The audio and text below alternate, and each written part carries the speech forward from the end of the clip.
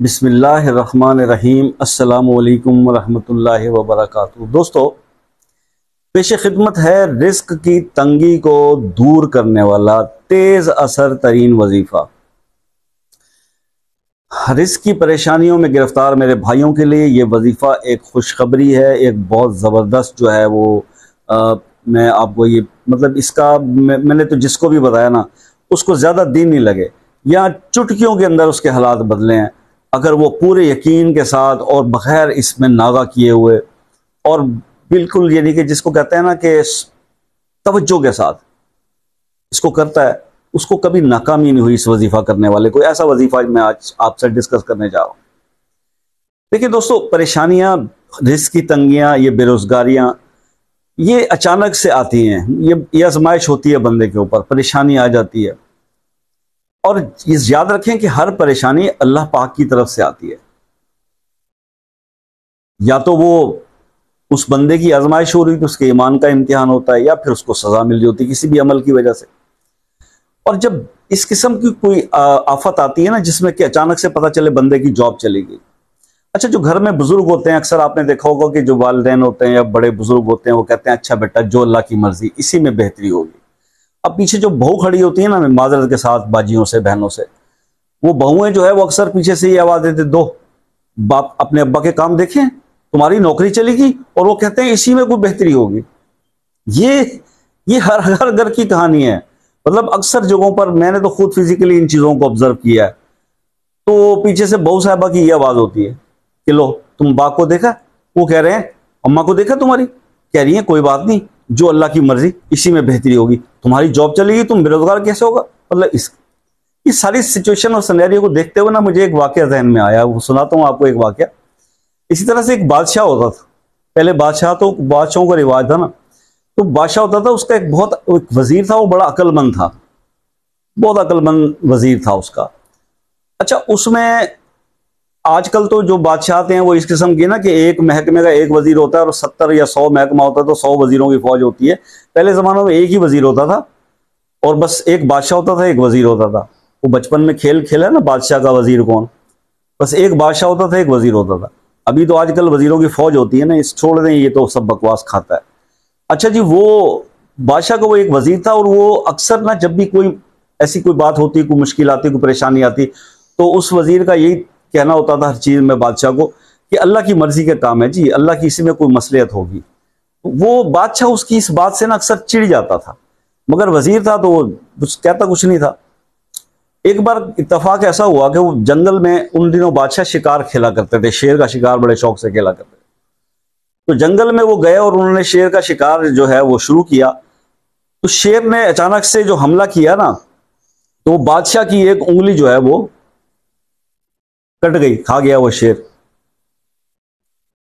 तो जब ये मसला हुआ तो वजीर जब उसके बादशाह के पास पहुंचा, उसने कहा बादशाह परेशान नहीं होना, जो होता है अल्लाह की तरफ से होता है, इसी में ही कोई मसलियत होगी, कोई बेहतरी होगी इसमें।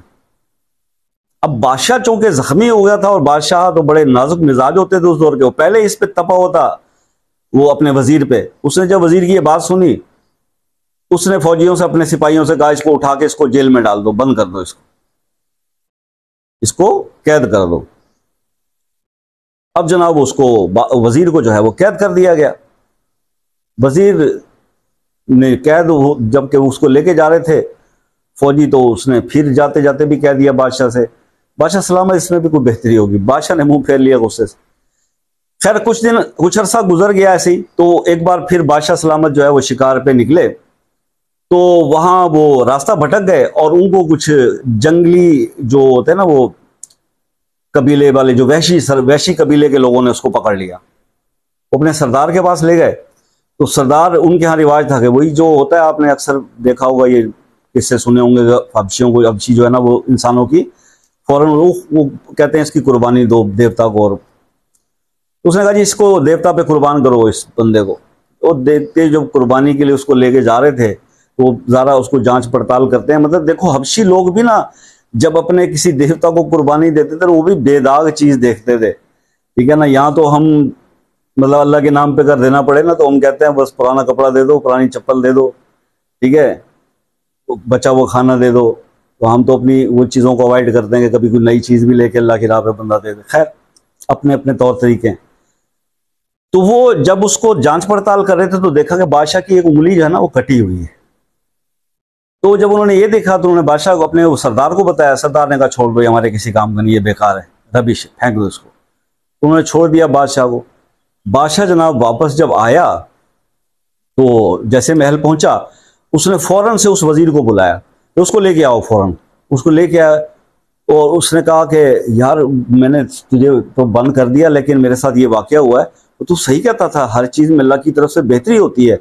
अगर मेरी ये उंगली कटी हुई ना होती तो मुझे तो आज उन्होंने कुर्बान कर दिया था अपने देवता पे। तो वजीर मुस्कुराया और वजीर ने कहा, हुजूर इतना ही नहीं, अगर मुझे आपने कैद ना किया होता और मैं आपके साथ होता तो आज आपको तो छोड़ देते, मैं रगड़ा गया था। इस वजह से इसमें भी अल्लाह की मसलियत थी जो आपने मुझे कैद किया। तो ये सिर्फ किस्सा बताने का मकसद आपको यह है कि इसमें डाउट कोई नहीं है। अगर कोई बुजुर्ग ये कहता है कि इसी में बेहतरी होगी, तो हर चीज में मसलियत होती है और बेहतरी होती है। इसका बुरा नहीं मनाना चाहिए, बल्कि इस पे ठंडे दिल से सोचना चाहिए, बजाय कि उस मुश्किल वक्त में हम सिर्फ रिएक्ट करके और अपना भेजा खराब करते हैं। कूल डाउन हो जाना चाहिए और अल्लाह से ही रुजू करना चाहिए और फिर अल्लाह से मांगना भी चाहिए। और मांगने के अपने अपने अंदाज और तरीके होते हैं। बुजुर्गों की सोबत में बैठेंगे तो वही है कि आप जैसे किसी इतर की दुकान पे बैठे तो खुशबू ही लेके आएंगे। तो बुजुर्ग आपको कुछ ना कुछ रहनुमाई देंगे, कुछ ना कुछ अच्छा समझाएंगे। ये जनरेशन आजकल इन मसाइल का शिकार भी इस वजह से है आज की, कि वो बुजुर्गों से दूर रहने लगी है और बस हर चीज़ को उसने अपना, बुजुर्ग भी मोबाइल को बना लिया है, वो सोशल मीडिया ऐप्स ही उसका बुजुर्ग हैं, उसके उस्ताद हैं और उसका सब कुछ है। इसीलिए ही हमारा डिक्लाइन जा रहा है। अब खैर आ जाते हैं, आपको उस अमल की तरफ लेके चलते हैं। ये अमल जिसको भी आज तक बताया, जिसको भी ये बताया, उसके वारे न्यारे हो गए हैं। अल्लाह ताला के 99 अस्माउल हुस्ना में से ये वाला जो कॉम्बिनेशन मैं आपको बताने जा रहा हूँ, ये पर्सनल मैंने खुद भी आज से तकरीबन कोई 20 साल पहले मैंने इस पर खुद भी अमल किया। और नो डाउट इसके पढ़ने से बेइंतहा रिस्क जो है वो ऐसे अल्लाह पाक मतलब देते हैं कि जैसे आप यूँ समझ लें कि मैग्नेट है शायद ये अल्फाज के अंदर कोई, कि आपकी तरफ जो है वो दौलत, पैसा और रिस्क जो है वो अल्लाह ताला की तरफ से यूँ आता है और खींचा चला आता है। तो आपने इस अमल को जो है वो परफॉर्म करना है। और मेरे मशवरे के हिसाब से कम आप 21 दिन या 41 दिन इसको करें। रिजल्ट्स तो आपको फौरी इसके इंशाल्लाह विद इन अ वीक, आप एक हफ्ता भी अगर इसकी मुदावमत करेंगे ना, इसको इसमें मिसिंग नहीं करनी, मतलब नागा ना हो, तो इसके असरात आप तक आ जाएंगे। लेकिन आपने इसको 21 या 41 दिन इसको जरूर परफॉर्म करना है। और उसके बाद फिर आप इसको रूटीन में भी रखें तो कोई हर्ज नहीं है। एक ऐसा वजीफा आपको अगर मिल जाता है जो आपको सूट कर जाए और आपके हालात बदलना शुरू हो जाएं, तो मैं समझता हूँ वो तो फिर अहमक इंसान ही होगा कि उसको करके छोड़ दे कि जी अब तो मेरे हालात ठीक हो गए। ये आप अगर करते रहें, मतलब ये वही बात हुई ना कि जब परेशानी आ जाए तो सदका दो। तो जरूरी है कि जब परेशानी आ जाए तो सदका दो। अगर आप रूटीन में भी सदकात करते रहें तो परेशानी आपके करीब ही ना आए।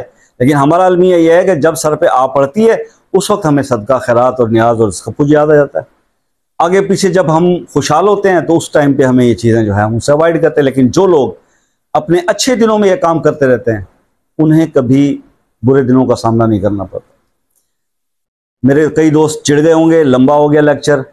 वजीफा नोट कर लें जनाब, इशा की नमाज के बाद अव्वल आखिर 3 बार दुरूद इब्राहिमी और 1000 बार आपने या गनियो या वहाबो या रज़ाको, ये एक दफ़ा काउंट होता है।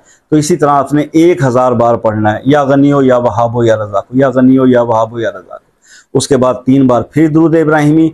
और इंशाअल्लाह आप देखेंगे कि आपकी किस्मत बदल जाएगी, रिस्क के दरवाजे आप पर खुल जाएंगे, कुदरत आप पर मेहरबान हो जाएगी, रिस्क के मामलात आपके बिल्कुल सॉल्व हो जाएंगे। जॉब चली गई तो जॉब मिल जाएगी, कारोबार नहीं चल रहा तो वो चल पड़ेगा।